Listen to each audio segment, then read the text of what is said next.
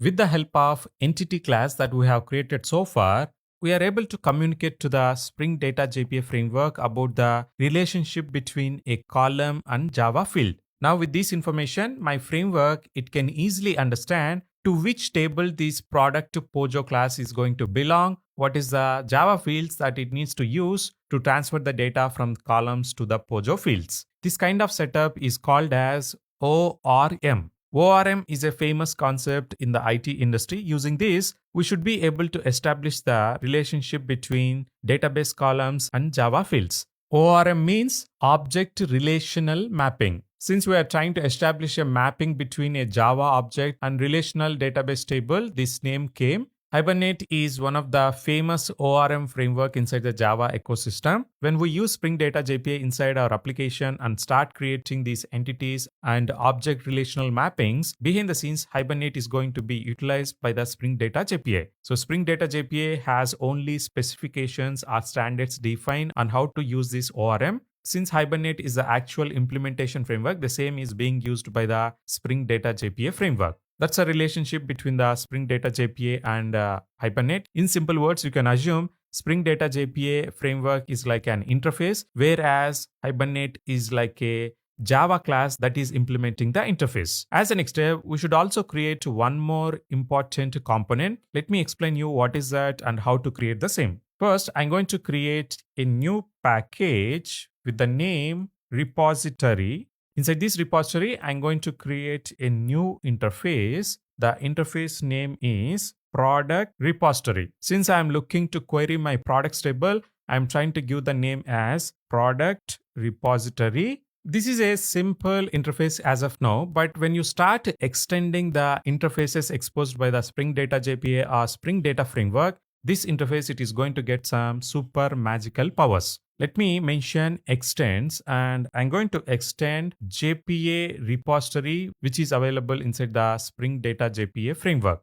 This JPA interface, it is going to expect what is the data types of your entity class and primary key column. The same we need to mention. Let me go to the product repository. Here, I'm going to mention generic brackets followed by, I will mention product comma long. Why I'm mentioning the product here? Because using this product repository, I'm going to query my products table. Which Pojo class is representing products table inside my project? It is a product entity class. That's why I need to mention the same here as a very first parameter, followed by inside the product entity class. For the primary key, we have defined the data type as long. The same we need to mention here as a second parameter. On top of this interface, you can mention repository annotation as well. This is completely optional. Even if you don't mention this repository annotation, since we are extending this JPA repository behind the scenes, during the startup, my Spring Framework and Spring Boot Framework, they're going to create the bean of product repository. But here you may have a question which is, hey, this is an interface. How come anyone can create a bean for an interface? Because at the end of the day, bean is nothing but a Java object. How can someone can create a Java object for an interface? This can be your question. Let me try to answer the same. Though we are creating this as an interface behind the scenes, a lot of hard work is going to be done by the Spring Boot and Spring Data and Spring Data JPA during the startup of the application. Behind the scenes, what they're going to do is they're going to understand your products table structure, and accordingly, they're going to generate the method implementations for all the abstract methods that this JPA repository interface is providing.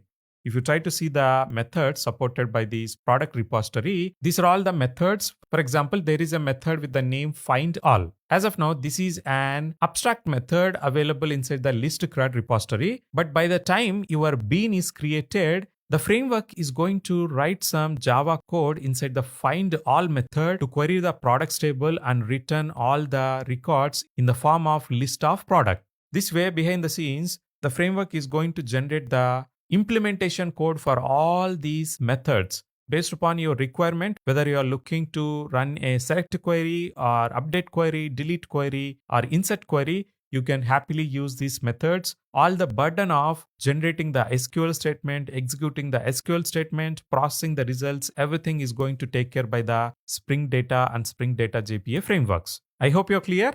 To use the Spring Data JPA, you should make sure you are creating these two components inside your project. The very first one is a simple Pojo entity class representing your table structure. After the entity class is created, based upon this entity class, you need to create an repository interface, which is extending either JPA repository or list CRUD repository or list paging and sorting repository based upon your business requirements. But most of the times, developers, they end up extending the JPA repository, because if a developer is extending this interface, they are going to get all other interfaces exposed by the Spring Data Framework as well.